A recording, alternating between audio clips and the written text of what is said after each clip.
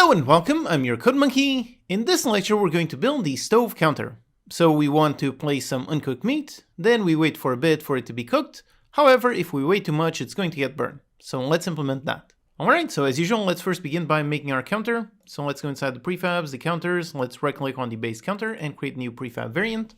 Call this the stove counter, and as usual let's go inside of it, let's find the visual. So inside the prefab visuals, the counters visuals, here is the stove counter, so let's drag it. Then let's duplicate this, rename this one the selected. Let's set the component, the selected counter visual. Then let's go inside on all of these. And by the way, this visual actually has some nice visuals that we're going to implement in a little bit, but for the selected, we really just want the static objects. So let's pick up all of these and let's select the counter select visual, okay, nice and white.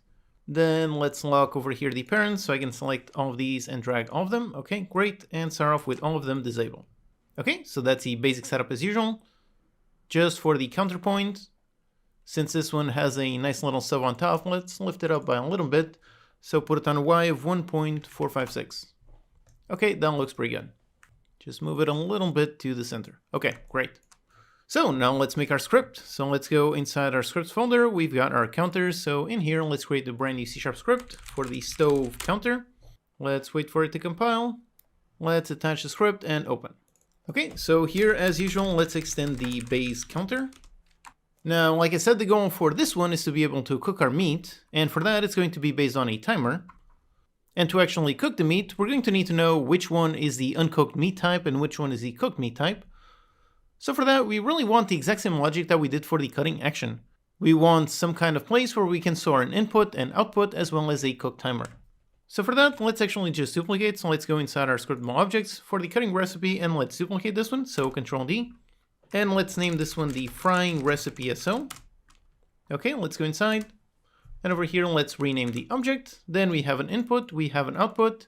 And then instead of progress, let's have the frying timer max. And since this one is a timer instead of an int, let's make it a float. Okay, so that's it, pretty simple. Then back here in the editor, let's create our scriptable object. So let's go inside, let's make a nice folder. So a folder for the frying recipe SO. And inside, let's create one. So let's create a brand new frying recipe SO. For this one, let's call it meat patty uncooked into meat patty cooked. Then for the inputs, let's choose the meat patty uncooked. Now we have to make the other one. So let's go ahead and make that one. Let's duplicate this one, rename it to the meat patty cooked. And the object name, meat patty cooked. Let's select the different sprite. So this one is going to be the meat patty cooked, okay? And finally for the prefab, let's also make it.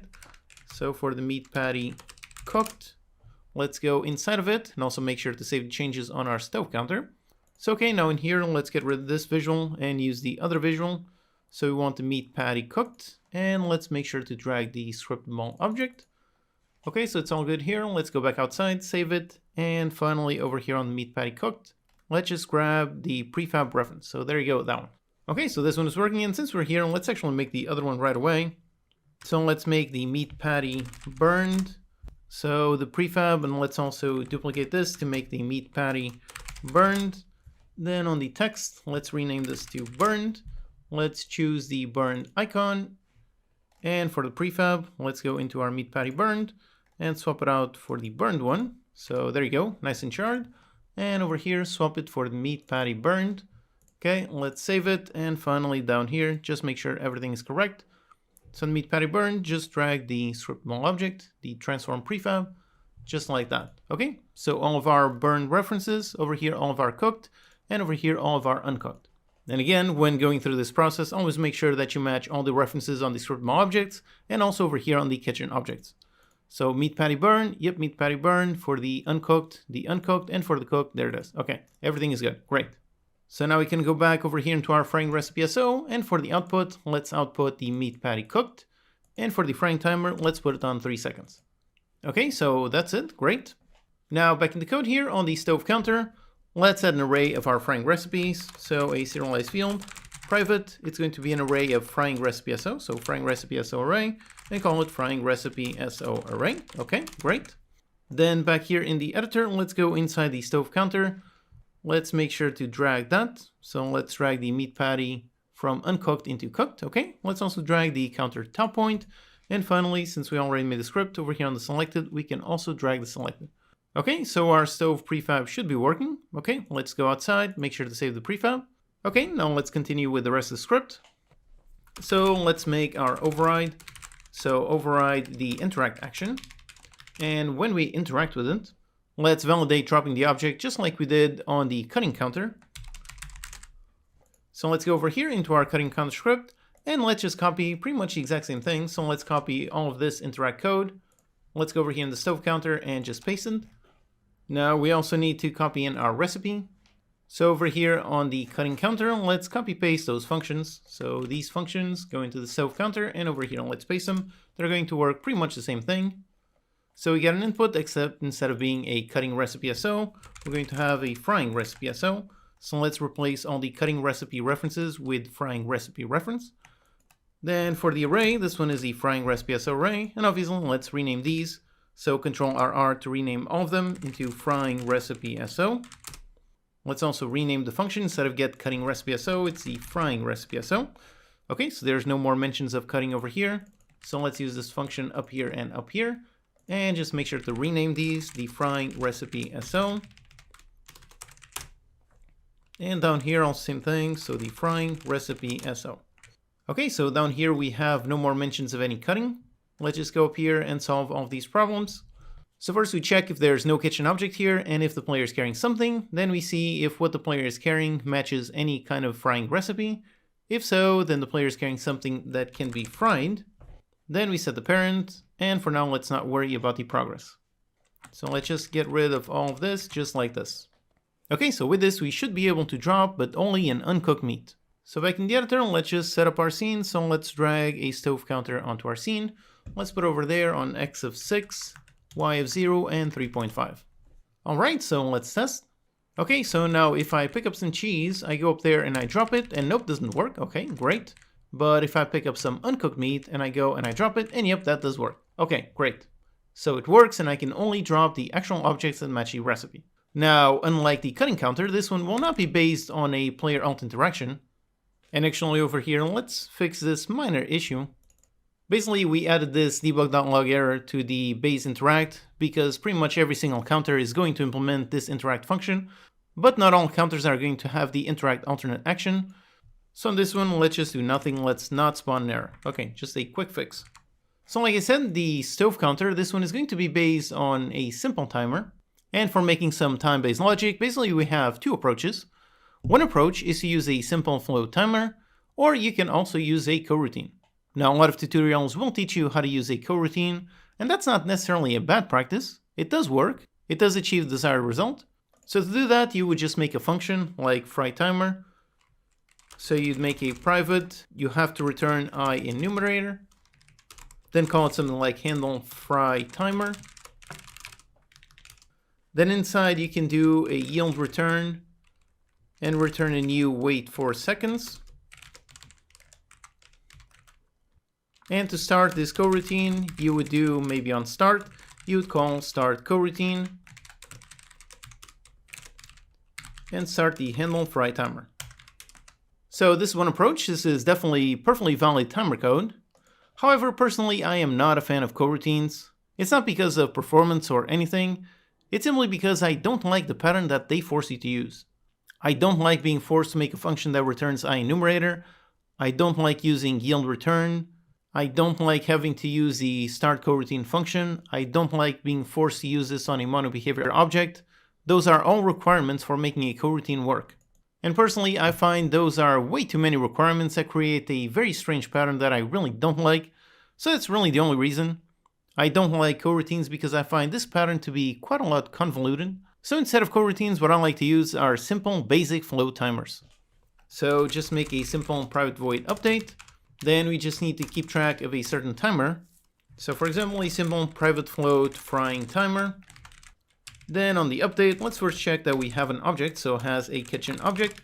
If we have a kitchen object, then let's increase the timer by time.time. By the way, here when working with a timer, you can increase or decrease. It's pretty arbitrary, both ways work. The obvious difference is only if you test if it's above the max or if it's under 0. In here for frying, it does make sense to start at 0 and then the frying timer max. So you do that, and if the frying timer, if it is bigger than the maximum, so let's get the frying recipe SO, let's get the frying recipe SO with input, so let's get this kitchen object and get the kitchen object SO. Okay, so we go into the frying recipe SO and we get the frying timer max. Okay, so if it's above the max, then this one has been fried.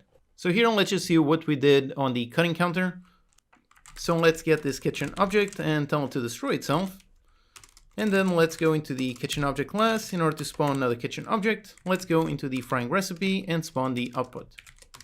And we're going to spawn it inside of this counter. Alright, so that's it. This should already be working. We don't have a visual yet, so let's add a debug log. So up here, just a debug.log on the frying timer.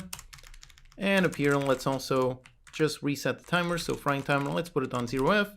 And let's also do a debug.log and say fried. However, like this, you might already be guessing that we're going to have a bunch of bugs, but still, let's just test it just like this. Okay, so over here I can move around, I can pick up some uncooked meat, I can drop it there, and after a little bit, there you go, there's the timers. And yep, there you go, it did work. You can see the timer increased until 3, then it was fried, then it was reset, and then we've got a null reference exception. Basically, this is the exact same problem that we had on the cutting counter, where first we put an object like tomato, and that is indeed an input for a recipe. So we cut tomato into slices, but then the slices are not an input for any recipe. So over here we put some uncooked meat, so that's great, we fry it, which means we destroy the uncooked meat and we spawn the cooked meat. But then next time the cooked meat is not an input for anything, so obviously this one is going to return null. One thing we can do to sort of solve this problem, which is also going to be beneficial in terms of performance, is simply caching this field. So let's go here, define a frying recipe SO, instead of constantly getting it on every single update, which might be a bit costly in terms of performance. Instead of this, let's just get it over here when the player drops something. So the player drops something and we assign the frying recipe SO, so we assign it, cache the value, and then do this. Okay, that should have fixed the null reference problem, but we still have a bunch more problems, but still, let's test it out. Okay, so here, let's pick up some meat, put it there, and let's look at the timer, and yep, there you go, everything is cooking, great, and yep, there you go, it finished, it cooked, and the timer was reset, and now it's finishing, it's cooking, and so on. So this is obviously another pretty serious problem. Basically, it's constantly frying the meat and spawning more and more objects. Instead of constantly spawning from the same recipe, what we want is for the stove to first fry the object, but then if the object is fried, then we want to burn it. So really, that means that we want the stove to have multiple states. Meaning that we're going to need to make a simple state machine. So let's do just that. Now, if you're a beginner, the concept of a state machine might seem daunting at first, but it's actually extremely simple, at least to make a very basic one. All we need is really just a bunch of states. So to define those states, let's go up here and make a simple enum. So let's make a private enum, call it state. And now let's put all the states for our state machine. Now for the stove, let's say we have idle when there's nothing on top. Then let's say we have a frying state for when the ingredient is actually being fried. Then we have fried for when the ingredient has already been cooked, but it's still getting some heat. And finally, if we leave it too long in that state, then everything ends up burned. Okay, so these are all of our states for our state machine. And now to make the actual state machine, it's actually quite simple. First of all, we just need to store the current state. So up here, make a private of type state and store the current state. And then on update, let's just do a switch on the current state. And now here, basically, we're going to do different logic depending on the state that we're at. So let's say if we're idle, we do something. Then if we are frying, we're going to do something else. Then if we are on the fried, also something else. And finally, if we are on burn, do something else. So here are all of our states. And the logic that we did down here, this is the frying logic. So let's actually just copy all of this. And let's paste it inside the frying logic. And for the state machine, we're only going to run any of these states if there's a kitchen object inside of it. So let's actually put that switch in there, just like this. Okay, so that's it. So when idle, we're not doing anything. And when frying, we're going to run our frying timer. We're going to fry the object. Let's also get rid of the log. We no longer need this. Then we destroy the current object and we spawn a brand new object. Now what we need is to handle over here the state field. We need to modify this when changing states. So first of all, let's handle the start. So let's make a private void start. And on start, let's begin with the state on state.idle. Okay, great. Then down here, when we interact, when the player drops something that can be fried, Over here, let's set the state and put it on state.frying. And over here, we should also probably reset the timer. So let's set the frying timer back into 0F. Okay, we set the timer and we reset the state. Finally, up here, let's not reset the timer since we're resetting the timer down there, since it makes more sense down there. So we do the frying timer, we end up frying, and then obviously we need to modify the state. So modify state and put it on state.fried. Okay, so that's the basics of our state machine. With this, everything should be working just the same as previously, except we're only going to fry once. So let's actually just put a log here, debug.log, object fried. And let's put one down here outside of the state machine. Just do a debug.log on the state. Okay, like this, let's test. Okay, so here we are. Let's pick up some meat and drop it on there. And there you go, it goes from idle directly into frying, and then it's fried. And yep, there you go, now it stays on fried. So it no longer goes on frying and it's no longer spawning any more objects. It went from frying into fried and yep, everything worked. All right, awesome. So we have the frying state working perfectly. Now let's handle the burning. In terms of logic, it's really going to be the exact same thing. We're going to have a frying timer. So let's copy this code and paste it down here. Now, technically we could reuse the exact same float timer, but that would be a bit confusing. So let's keep our code as clear as possible and really just make a different timer with a more descriptive name. So up here, a private float, call it the burning timer. Then let's initialize this timer. So when we go into the fried state, let's set the burning timer into 0. Then down here, let's use this burning timer. Okay, great. When timer is elapsed and the object is spawned, let's go into the burn state. And now obviously we need another recipe.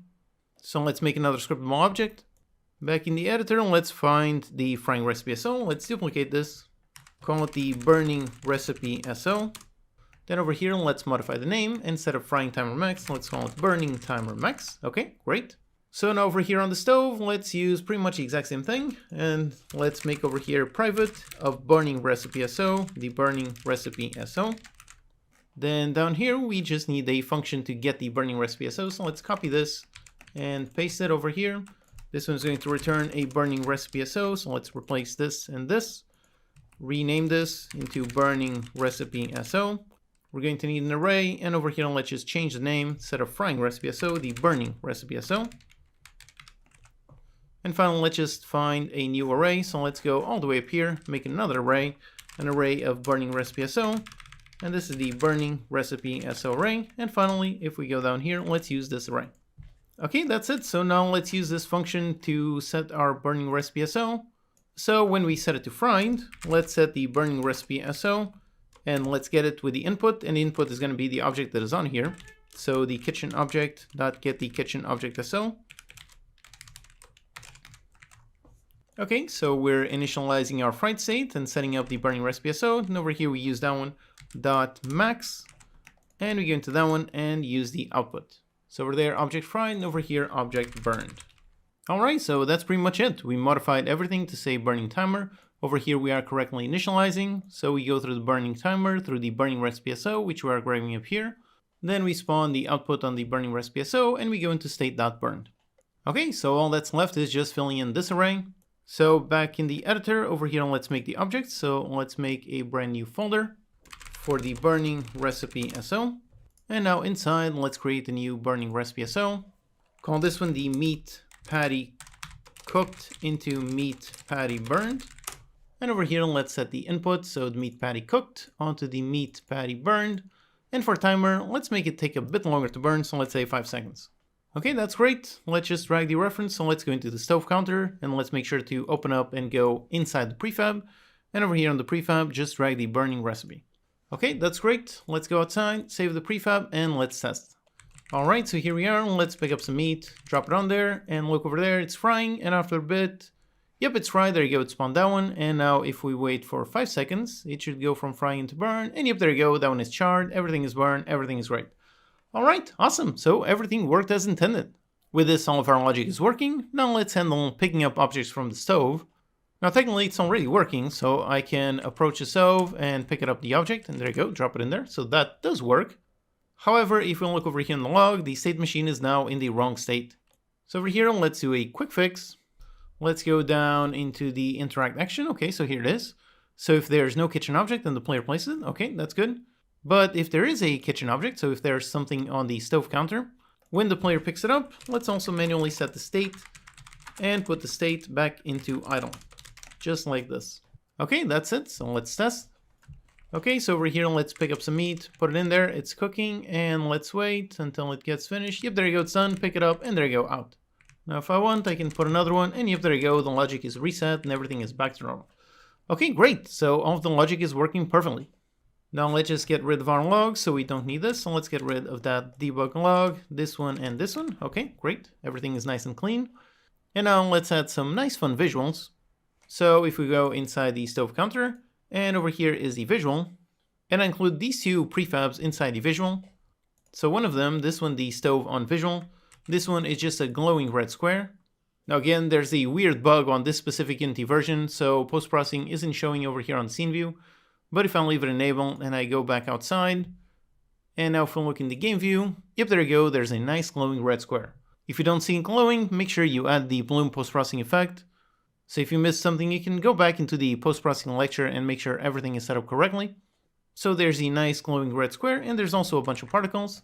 So you can enable this one, press on restart, and there you go, just some nice particles just jumping up. This was made with the Unity particle system. So for example, on the hierarchy, you can right click, go up here into effects, and you can create a particle system. So that's what this is. It has a particle system. And over here, you can see all of the various settings. For these particles, they just jump up and fall down. So for jumping up, that is the emission. You can actually see a visual over there of the cone. That is the spawning cone, which you can find over here on the shape. So in the shape, it has the shape of a cone. Then you can see the radius thickness, and so on. So that is from where the objects are being spawned. Then up here, you can see the lifetime of each object. So each particle is going to last for 0.7 seconds. You can also see the speed, so that's the speed at which they come from there. The start size, that's how big they are on start. And note how the particles are spawning, jumping up and falling down. So that falling down is over here the gravity modifier. If you put it at 0, then they just keep going up. And if you put it at 2, yep, they go up and they fall down. Next down here on the emission, this is how many are being spawned. So if I put this on 200, there you go, tons and tons of particles. Next is over here the size over lifetime. So this one has just a basic curve. So they start off on full size, and over the x-axis, this one is the lifetime. So as the particle goes from the beginning until the end of their life, they basically go down on size, so that is why they become quite a bit smaller. Also, by the way, this one down here, this one is called an animation curve. This is another really useful Unity feature. I have a dedicated video on animation curves. And finally, down here, just have the renderer. So it's just using some basic particles, so we can inspect the material, it's included in the assets. And there you go, it's just using the default particle material, just with the alpha on half, and that's pretty much it. So as you can see, just a very basic, very simple particle system. Now all we really want to do is just, for both of these, we want to enable or disable them depending on if the stove is on or not. So let's make a script to handle the visuals. So let's go down and create a brand new C# script. Let's call it the stove counter visual. Then let's go into the stove counter visual and let's attach the script. So here it is, attach it and open. Alright, so now here we just need references to those two objects. So as usual, let's make a basic serialized field. Let's make it of type game object for the stove on game object. And the other one is the particles game object. Okay, let's save. And back here in the editor, let's drag the references. So the stove on visual and the sizzling particles. Okay, great. So now all we really need to know is when to turn these on or off. And for that is really going to be based on the state over here on the stove counter. So if it is on the state frying or fried, then we want to show them. If it is on idle or burned, we want to hide them. But as usual, we don't want to mix the logic and the visuals directly. So let's do that through a really nice event. Let's make a public event. Let's use a standard event handler. Let's call it on state changed. And let's also include the state on the event args. So let's make a public class, call it on state changed event args, and let's expand event args. And then in here, let's just put a public state for our state. However, here we also have a really nice error. So this one is telling you there's inconsistent accessibility. Basically, that's because we made this one public. So any class, like for example our visual class, can indeed see this class. However, from outside, that class cannot see the private state. So that is why we have inconsistent accessibility. We cannot have something public which inside has something of a specific type which is private. So in order to make this work, we need to modify this state and make it public so that the other classes can see it. Okay, so that's great. Now let's just fire this event whenever the state changes. So over here, when you go into the frying state, let's go and invoke, and as usual, just this. And I actually forgot to add that, so let's go up here. Let's use the one with generics, so the on state change event args. Okay, great. So then down here, when invoke the event, let's create of this type. And inside passing the state equals this state. Okay, so this is all we need. So then down here, going to the burn state, let's fire the event. And down here, frying, fire the event. And on idle, fry the event. All right, that's it. So we have all of our state logic. And now over here on the stove counter visual, obviously we need a reference to the counter, so let's add that. So a serialized field, private, make it of type stove counter for the stove counter. And then we can do, and as usual, for accessing external references, let's do it on start. Go into the stove counter, and let's listen to the on-state changed event. And over here, it's going to be very simple. We just want to show if it's on the state frying or fried, and if not, we don't want to show. So let's define a bool, call it show visual.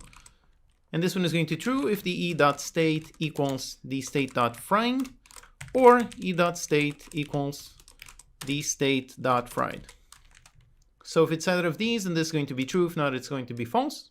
So then let's just go into the stove on game object and call setActive and pass in this.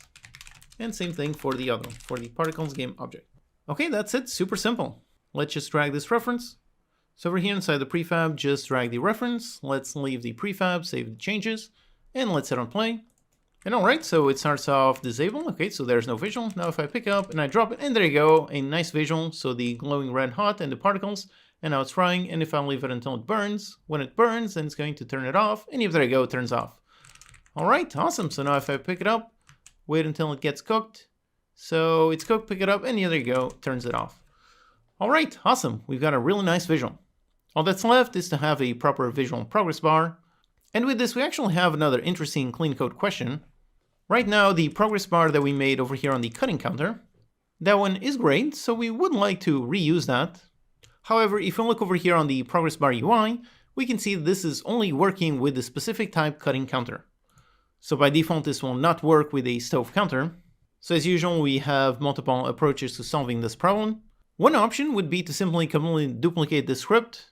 Then we would make a completely different progress bar UI class that would work only with the stove counter. So that's one approach that would work. And that approach might be good if you want the progress bar to behave very, very differently. But over here, I want both of them to behave exactly the same. So instead of having some code duplication, we can write some good clean code, but doing exactly what we did with regards to the kitchen object parent. Meaning we can use a nice interface we can then implement on anything that has some kind of progress. So let's do exactly that. First of all, let's actually go inside the cutting counter. So let's go inside the prefab. And over here, we've got the progress bar. And this one is just a regular game object. But since we're going to reuse this, let's make this a proper prefab. So let's find over here all of our prefabs and just drag the progress bar UI inside the prefabs folder. Okay, great. So this is now a proper prefab. Now let's define our interface. So let's create a brand new C# script. As usual, interface starts with I. So let's call it I. And for this one, we wanted to represent anything that has progress. So let's just call it literally has progress. Personally, I like to use the word has to indicate that a certain object has certain behavior. So in this case, objects that implement this interface will have some kind of progress behavior. So now over here for the interface, let's first make it so this one does not extend mono behavior. Instead of a class, this one is an interface. Okay, great. So now for the functions that we're going to need, if we look in the progress bar and we look at the cutting counter references, we can see the only one is literally just this. So we just have to listen to the event, and then the rest of the progress bar works inside of it. So realign the interface is the only thing we need to define. So let's actually go inside the cutting counter. So here we have the onProgressChange event, and then we have this. So we can literally just copy this, go into the IHasProgress, and let's put exactly this. Okay, that's it. That is literally all we need. Now, if we wanted, we could also make a function to expose the progress amount. But since we included it over here on the event, then we really don't need it, just this is enough. Now let's go over here on the progress bar UI script. And instead of working with the type cutting counter, instead let's work with a type that has IHasProgress. So let's rename this to hasProgress. And it's going to have the exact same event. The only difference is over here, Instead of the event args being the one inside the cutting counter, is the one inside the I has progress. So let's make sure to change this. I has progress. Okay, so the signature matches. Let's just obviously rename this. So let's rename, instead of cutting counter, let's rename has progress on progress changed. And that's pretty much it. We don't have any more errors. So everything over here is now working nicely with our interface. And back here in the editor, whilst we're still inside the cutting counter, sadly, interfaces do have one downside when it comes to Unity. If we look in the progress bar UI, down there we can see the progress bar UI, and previously we had the counter field exposed in the editor. However, now by changing into an interface, there we have the issue. The field does not show up here. Interfaces do not show up in the editor because Unity basically has no way of knowing that the interface will be implemented by some kind of game object. So sadly, this is the one thing that doesn't work very well with Unity. The solution that I normally do is actually pretty simple. Instead of exposing the interface, which does not work, instead let's just make this a regular private field. And then let's make a serialized field, and for this one let's make it of type GameObject, and let's call it hasProgressGameObject. Okay, so like this we have a regular serialized field with a regular GameObject. So if you look here, yep, we do have that field. So now we can indeed drag the cutting counter reference. And then over here in the code, in order to get the hasProgress, that is super simple. HasProgress, we just go into the hasProgressGameObject and get component of type iHasProgress. Okay, so that's it. Now our code does work. However, of course, one big potential issue with this is that over here we have a field of type GameObject, meaning that we have no guarantee that this field does have a component that implements the interface. So we cannot make sure that we drag the correct reference. We can drag any reference, doesn't have to have our progress interface. So in order to keep ourselves safe, let's add a nice safety warning. So over here, if hasProgress equals null. So if this one is null, that means that that game object does not have any progress interface. If so, let's do a debug.log error. And let's say the game object, and let's pass in this game object, does not have a component that implements iHasProgress. So this way, if we make a mistake, we will have a nice error message. Basically, this is the one workaround that you need to use since Unity does not support dragging references in the editor if they are interface references. Okay, so with that, everything is good. So all of our progress bar UI, this should all be working perfectly. We just need to go over here into our cutting counter script, and let's make it so that we implement our interface. So iHasProgress. And we got an error just because even though we did define that interface member, the onProgressChange, again, keep in mind that the types depend on not just their name, but where they're at. So this type that we have here is the one that we define here, which is not the same one that we have here. So even though they have the exact same name, because they are in different places, they are actually different types. So we need to make sure to use the type in the interface. So over here, let's just go into the iHasProgress and use that exact type and get rid of this one.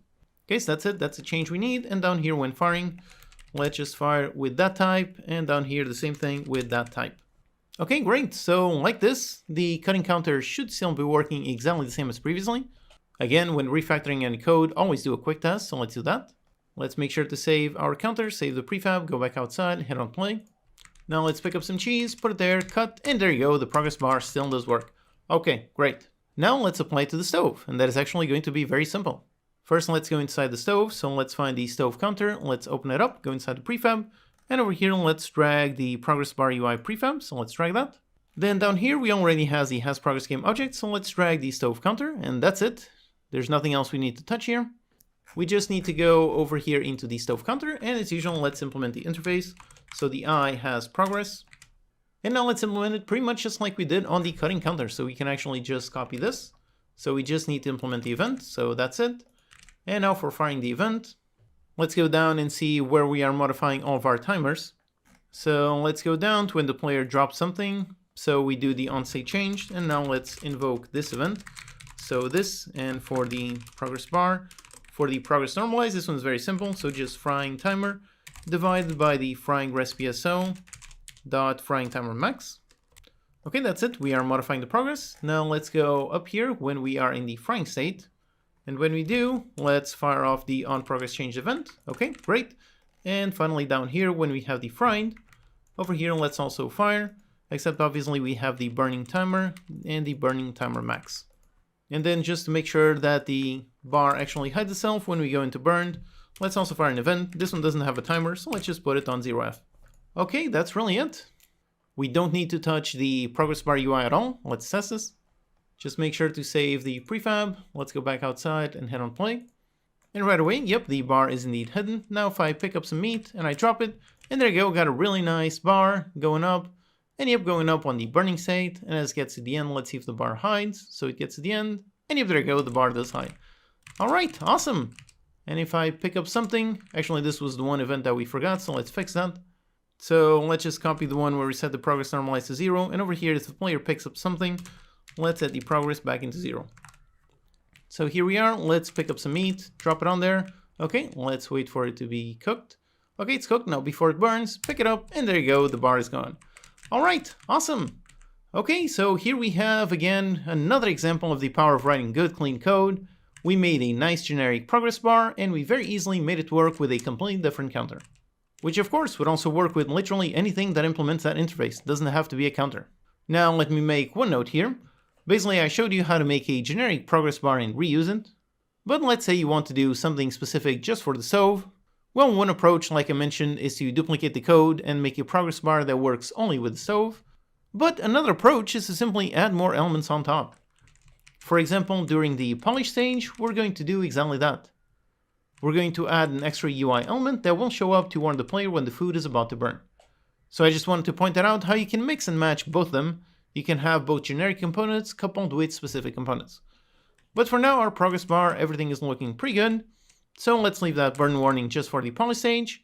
Now the next very important thing we need is some plates, so let's do that in the next lecture.